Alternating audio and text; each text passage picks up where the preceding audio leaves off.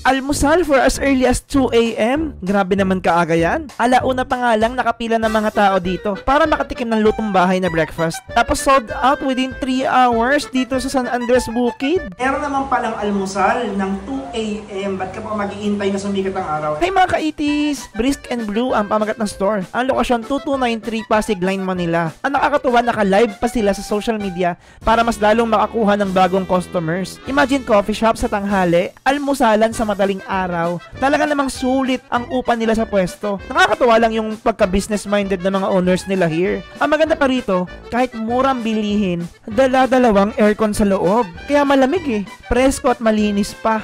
First to try sopas na talagang lasang luto ng mga nanay natin. Creamy, tapos may gulay at manok pa. Itong macaroni, manamis-namis ang timpla, tapos may cheesy. Ang daming serving. Itong burger steak, grabe, nalulunod sa mushroom gravy. Sarap ng timpla ng sauce na malapot-lapot. Ito naman chicken fillet, meaty, tapos medyo malutong on the outside. Masarap din pork humba, as in lutong bahayan, manamis-namis at malambot ang baboy. Ang chicken barbecue though, hindi tender ang meats, di ko bet. Ang kanin, talagang sinangag at magarlic. Suggest ko lang sa kanila, sana may gulay.